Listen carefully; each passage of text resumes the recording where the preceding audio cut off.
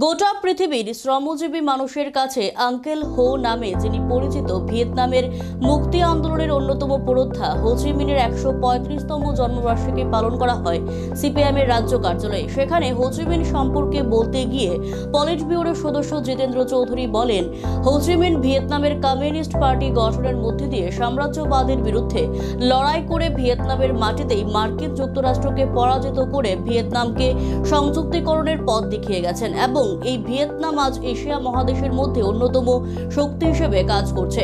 হো চি মিন শুধু ভিয়েতনামে বিপ্লবের নেতৃত্ব দিয়েছেন সেভাবেই দেখলে হবে না। তিনি ফ্রান্সে 1920 সালে যখন কমিউনিস্ট পার্টি তৈরি হয়, ফ্রান্স কমিউনিস্ট পার্টি, সেখানেও তিনি প্রতিষ্ঠাতাদের মধ্যে অন্যতম সদস্য ছিলেন। তাই তিনি শুধু কমিউনিস্ট নেতা এরকম নয়, এই সমাজে যারা মানব মুক্তির পথ দেখিয়েছেন তাদের মধ্যে তিনিও অন্যতম একজন। সারা পৃথিবী শ্রমজীবী মানুষের কাছে আঙ্কেল হো নামে যিনি সুপরিচিত, ভিয়েতনামের মুক্তি আন্দোলনের অন্যতম যে পুরোধা কমরেড হো চি মিনের 135তম জন্মবার্ষিকী, আজকের এই দিনে তার জন্মগ্রহণ হয়েছে।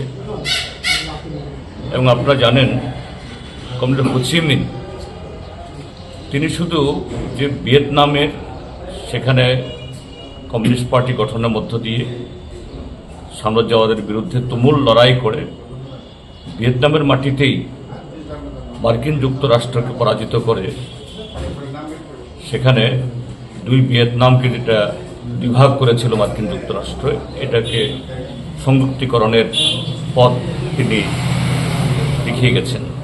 এবং আজকের যে ভিয়েতনাম মাত্র 1975-এ এই মার্কিন যুক্তরাষ্ট্রের হাত থেকে মুক্ত হয়েছে, মাত্র বিগত 50 বছরে আমাদের এই এশিয়া মহাদেশের অন্যতম শক্তি হিসেবে আজকে বর্তমান পৃথিবীতে অর্থনৈতিক এবং নানা কারণ টালমাটালের মধ্য দিয়েও সারা পৃথিবীকে পথ দেখাচ্ছে।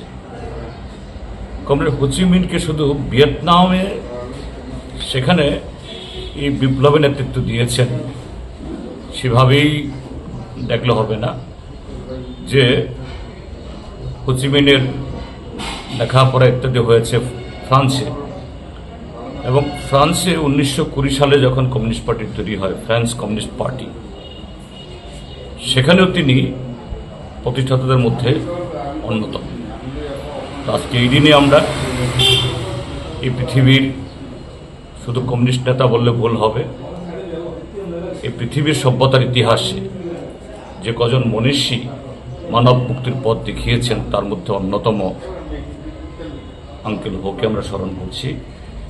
এবং এই স্মরণ শুধু একটা আনুষ্ঠানিক যে ফুল চড়ানো না, যে আমাদের দেশে এবং সারা পৃথিবীতে শ্রমজীবী মানুষ, সংখ্যাগরিষ্ঠ মানুষ, তাদের মুক্তির লড়াইয়ে তাদের যে কাজের ধারা, যে আদর্শ তারা স্থাপন করে গেছেন, এটাকে কিভাবে আমরা এগিয়ে নিয়ে যাব, আজকের দিনে আমরা আমাদের পার্টি রাজ্য দপ্তরে তার প্রতিকৃতি মাল্যদানের মধ্য দিয়ে আমরা সে শপথ গ্রহণ করছি। আঙ্কেল হো অমর রহে।